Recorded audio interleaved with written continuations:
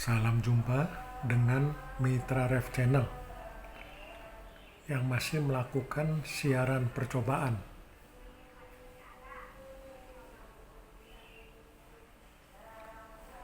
Pada hari ini kita akan membahas tutorial. Ini tutorial kelima. Masih soal komponen utama pada pendingin. Pada sistem refrigerasi, khususnya untuk kamar pendingin berinsulasi. Kemarin kita sudah membahas soal sistemnya. Ini sistemnya. Terus kita sudah membahas komponen utama,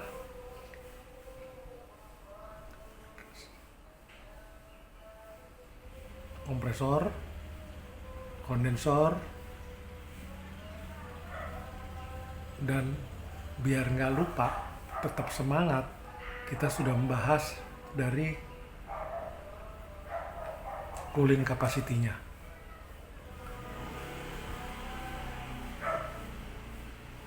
Yang kita mau bahas hari ini adalah komponen utama ketiga, expansion valve.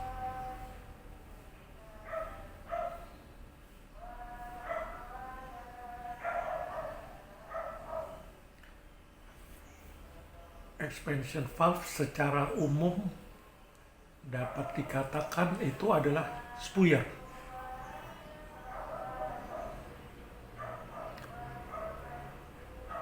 Yang menghablurkan kalau di mesin bakar, mesin mobil, agar bensinnya menjadi uap dan siap untuk dibakar, menjadi tenaga.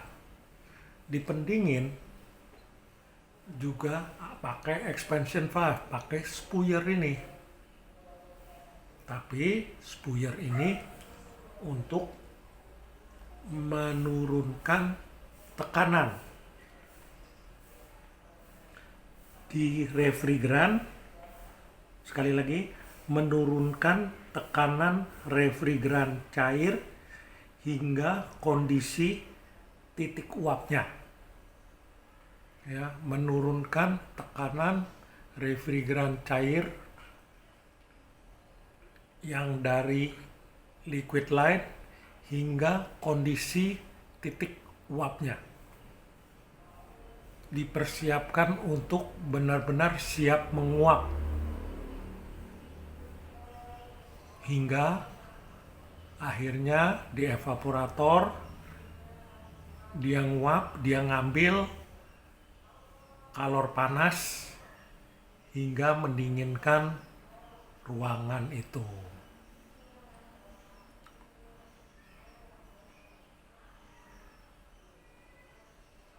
Nah, selain itu, expansion valve juga mengontrol jumlah aliran refrigeran yang akan dikeluarkan menuju evaporator. Terjadi pada thermostatic expansion valve yang ini. Lain halnya dengan yang ini, turtle, yang biasanya dipakai sebagai penurun tekanan pada sistem amoniak atau NH3. Karena apa? Karena keseluruhan dari aliran refrigeran cair itu, dalam hal ini amoniak, itu langsung dialirkan ke herringbone. Sama juga dengan pipa kapiler. Fungsinya sama. Hanya pipa kapiler ini dipakai pada unit yang lebih kecil. Karena dia bersifat statis. Akan sedikit rumit pada unit yang besar-besar.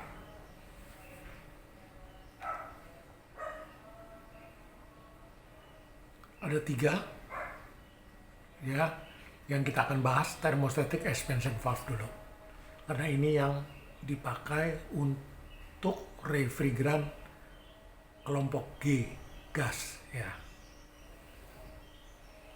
Untuk amoniak mudah-mudahan kita bisa bahas di lain kesempatan, sedang disusun untuk daftar pelatihannya juga. Pada expansion valve ini, thermostatic expansion valve ini sangat praktis. Ada 2 jenis selain harus menseleksi daripada varian refrigeran yang dipakai. Setiap refrigeran akan berbeda. Kalau memakai freon atau refrigeran 134, pasti thermostatic expansion valve-nya pun harus yang R134. Begitu juga untuk yang 404, 407, dan selanjutnya. Selain itu, thermostatic expansion valve ini memiliki 2 varian yang berupa seperti ini. Expansion valve dia hanya 2 lubang untuk masuk dan untuk keluar, serta 1 ekor untuk kontrolnya. Ini yang dikontrol adalah superheat-nya.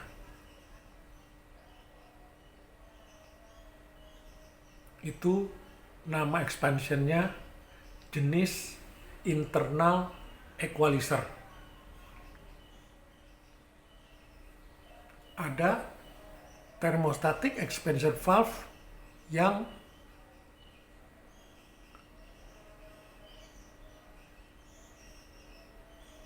external equalizer. Dia mempunyai 3 pipa. Pipa masuk dari liquid line dan pipa keluar ke evaporator. Dia juga memiliki penyama tekanan ini. Biasanya nanti dimasukkan ke dalam pipa suction.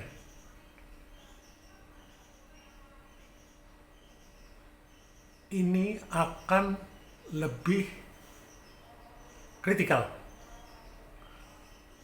dalam penyamaan tekanannya. Makanya dibutuhkan penyama tekanan yang lebih baik. Jadi dia punya 3 pipa, pipa masuk, pipa keluar, dan pipa penyama tekanan. Ini penyama tekanannya. Ya.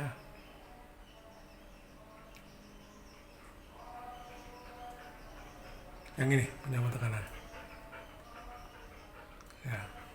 Nah, sama juga tetap memiliki ekor untuk kontrolnya. Ini ekornya dia untuk kontrol.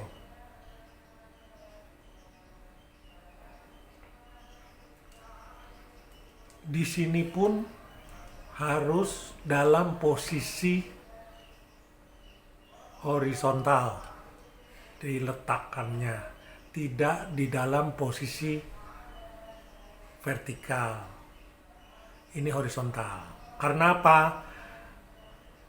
Peletakan ini pun memiliki sudut supaya ekornya ini, belepnya, ujung ekor ini yang seperti diameter pipa lebih besar juga, itu bisa memantau daripada aliran refrigeran yang ada di pipa suction.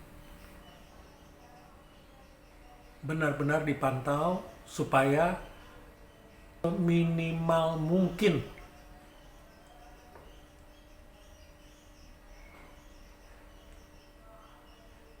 liquid yang masih terbawa. Inilah keunggulan dari thermostatic expansion valve dengan varian external equalizer. Jadi tadi ada dua, sudah ya. Ini yang external equalizer, memiliki 3 pipa kalau dilihat fisiknya. Sedang yang tadi adalah memiliki 2 pipa, namanya internal equalizer. Itu yang paling familiar dipakai di lapangan. Perhitungannya gimana? Perhitungan untuk expansion valve itu diambil daripada seleksi kompresornya. Dipilih semi hermetik. Tentu tidak bisa dihitung dari kalkulatornya, karena kalkulator dihitung secara teoritis berdasarkan ruangan dan temperatur yang akan dicapai dan dibuat. Sedangkan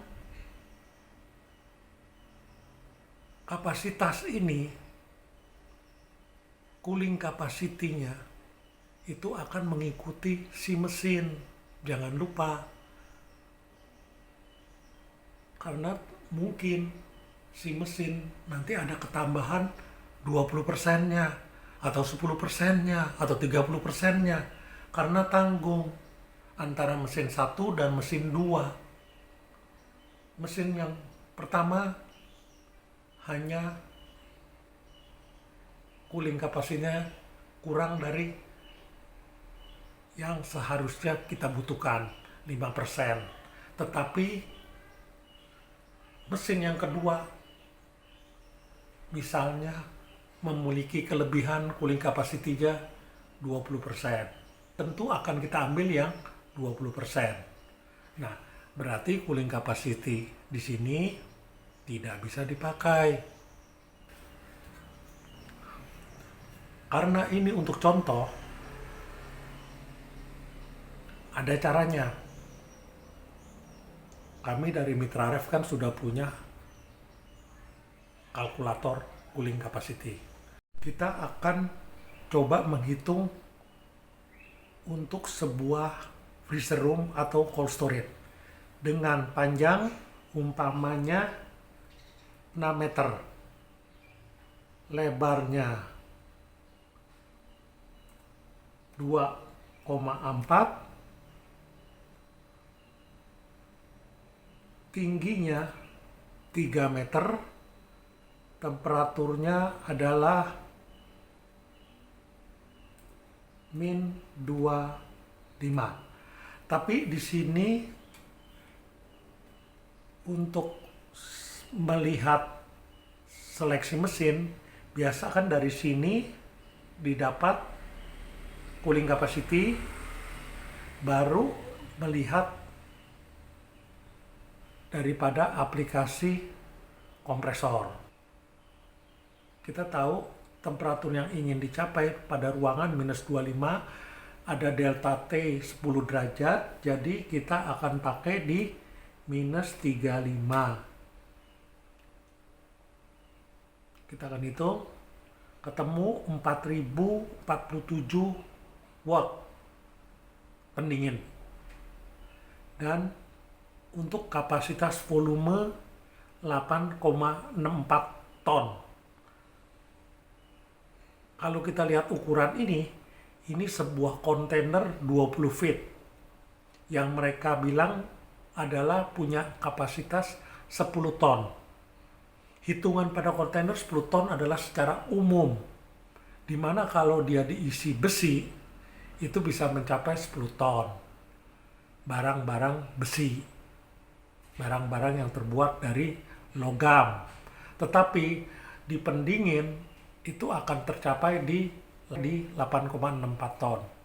Tapi tidak apa-apa, kalaupun dia misalnya tadi bisa diisi 11 ton atau 10 ton, ya monggo aja, silakan.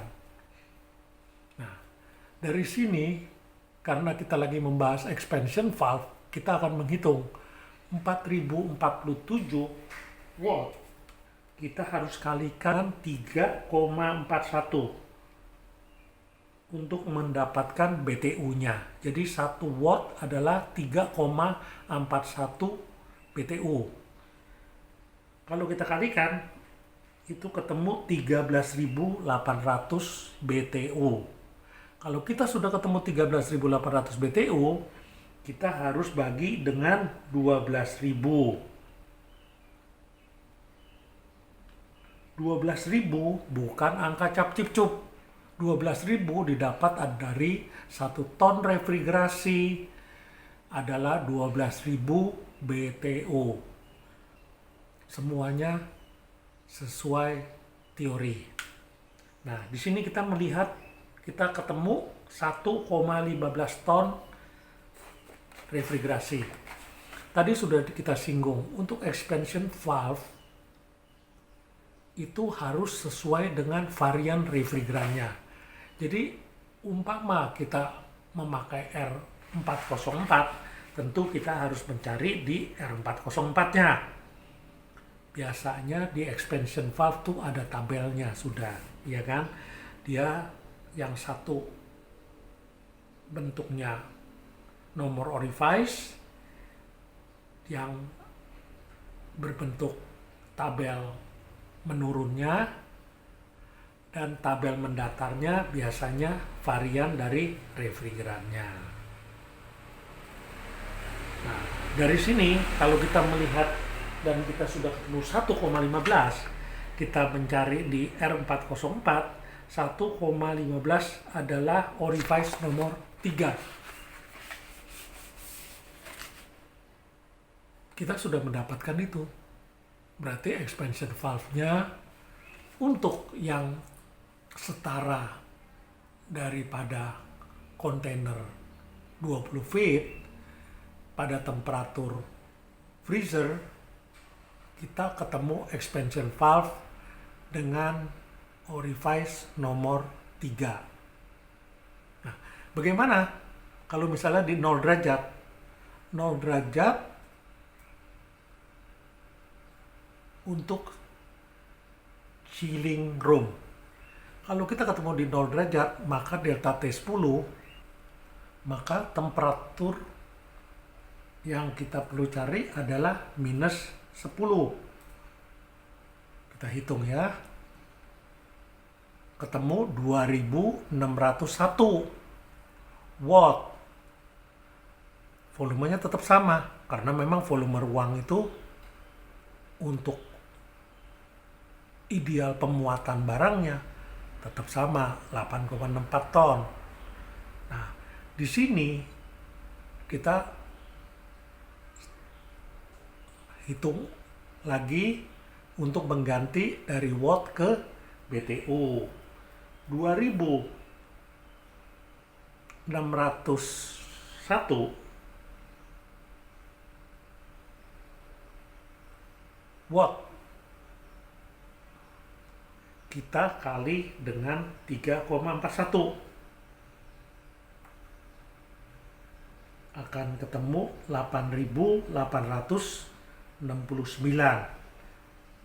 8.869 kita harus bagi dengan 12.000, maka ketemu 0,7 ton refrigerasi. Nah, kalau kita melihat orifice-nya ketemu nomor berapa? Dengan R404 kita ketemu orifice nomor 1. Jadi untuk chiller dengan ruangan setara dengan 20 kubik feet river container, tetapi untuk chilling room maka diperlukan expansion valve dengan orifice nomor 1 Sangat beda kan? Yang satu nomor 3 untuk freezer room dan yang satu nomor 1 untuk chiller room. Ini membuktikan apa? Bahwa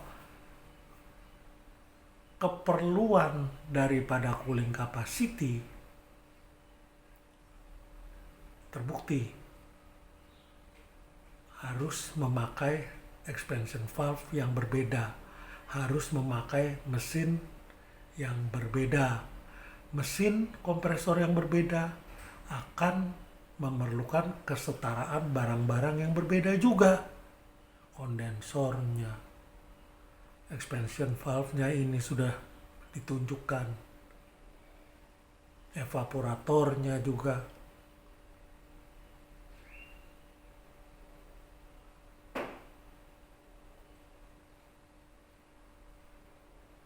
Semoga apa yang kita pelajari hari ini mengenai expansion valve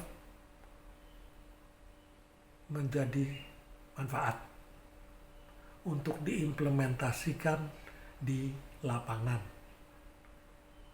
Saya rasa cukup hari ini tutorialnya yang masih merupakan siaran percobaan dari Mitra Ref. Terima kasih.